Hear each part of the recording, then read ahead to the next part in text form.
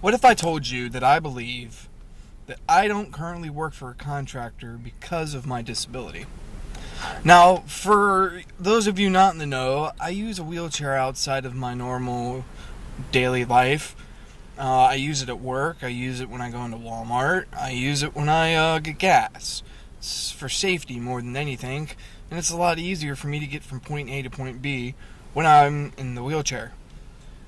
Now, I've been going to interviews at contractors since 1999.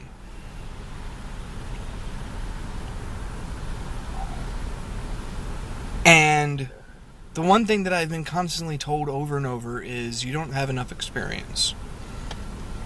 You don't have enough experience. You don't have enough experience. You don't have enough experience. Well, I've been at the same job since 2001. If 11 years doing the job that I would be doing for you isn't enough experience, there must be something else. Now, I used to have this argument with myself all the time. No, I'm just being over dramatic, Jesse. You're not getting the job because there are people that have more experience, that have a bachelor's of design. You just are at the wrong place at the wrong time. You don't know the right people. Well, here's the thing. The people that I know don't need designers because they have me. The people that I know don't need designers because they're designers. The people that I know are a network of people who I know, which of course is the definition of knowing people. I know people, I have experience, but I'm still not working with the government or contractor subsidiary of said government, which only leads me to believe that it's either because I have a handicap, because I'm white, because I'm male, or because of the time of the day that I had the interview with them with. Now, while we're on the subject of me having this handicap and me being turned away from jobs because of this handicap, let's talk about the city that I work in, who have pretty old buildings, and most of the main buildings I can get in and out of because of these ramps that have been built. However, these ramps are ass. Well, the local fire departments think that they can ruin my video.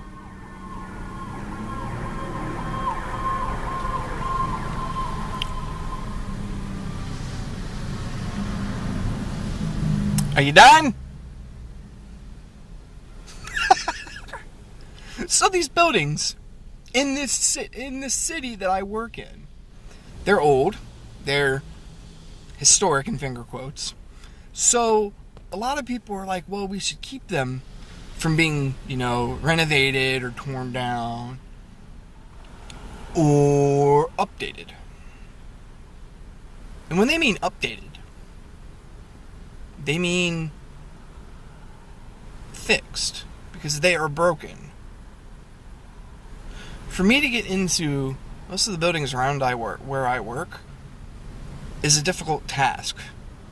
Either the ramps are laughably impossible to use, or there's none at all. Steps, and I'm not talking about like a 2 or 3 inch step. I'm talking about 6 inch, 8 inch steps that even a normal person, like that would walk in and out of these buildings, would have a difficult time to use. My job just recently put a ramp outside because so many people were falling over and complaining about a small little step up that I personally didn't even have a problem with. I never once complained about the 3 inch step that I had to step up and step down every day for 10 years because it didn't bother me. I didn't speak up.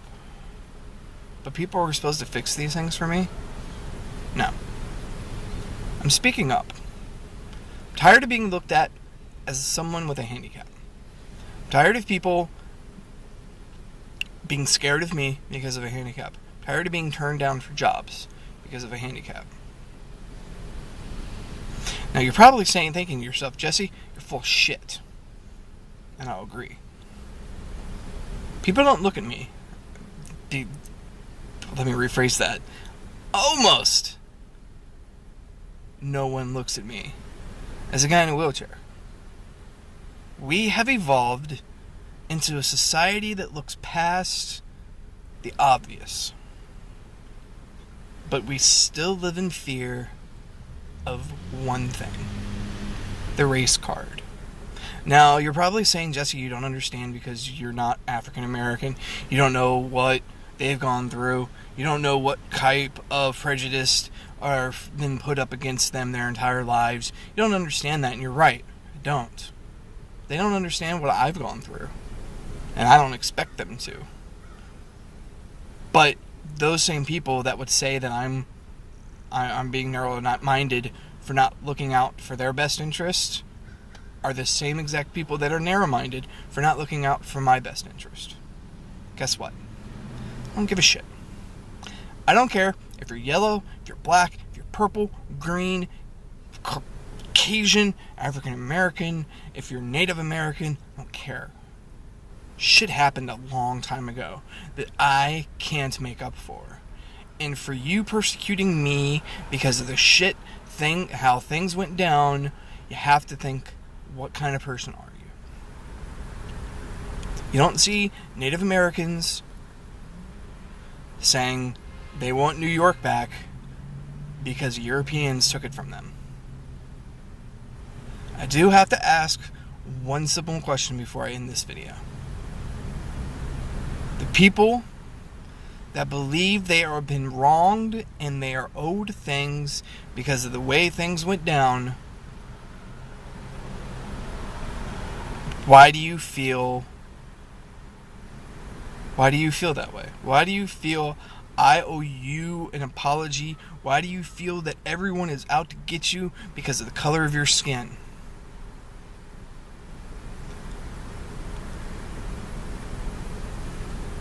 I believe we are more mature now than we were 10 years ago, than we were 5 years ago. But the problem is, we still feed into these same stupid pitfall traps. Every time something wrong happens, the media gets a hold of it, and it becomes a shitstorm. We live in a time where information is traded back and forth, instantaneous, but it's the wrong information. And we use the wrong information for the wrong reasons. If I had just stopped this video and said I believe that I'm getting turned down for jobs because I have a handicap, and just stopped it there, after enough views, and trust me, I'm on Reddit. I know how to get views on videos if I really want them. After enough views, how long before the media would show up at my front door, start asking questions? Or would they just go straight out and go, why isn't this man being hired for jobs that he has the ability to do? Is it because of his handicap? Or is it because he's a white male? People, we have to stop thinking about ourselves as the victims constantly. We have to stop believing that we are owed something we're not. We have to stop believing that the past needs to be fixed and the future needs to be fixed more. What happens 15 years from now?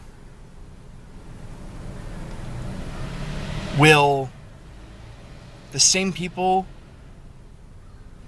screaming about race still be heard? Or we have finally gotten over the fact that we're all in this shit together. And that the more we fight against each other over trivial, ignorant, media-fueled shitstorms, the more we'll be able to get accomplished. Stop pulling the rock that you're trying to push. Let me pull the rock that you're trying to push. Do it together. Folks, I believe in the human race. I believe we're moving into a direction that will fork. I see a revolution on the verge of happening once we get our facts straight. Once we figure out that the government doesn't give a shit about us. Once we figure out that we're in this together. We're not supposed to be fighting each other. We're supposed to fight the bad guys. We're supposed to fight the guys fighting against us instead of fighting amongst ourselves. I think there's a lesson to be learned out of Florida. And it's not that the white guy always gets a fair trial and the black guy doesn't. It's not that the police are inept unless the media is in their face. It's that the information was controlled in a way to make the wrong people out to be the bad guys.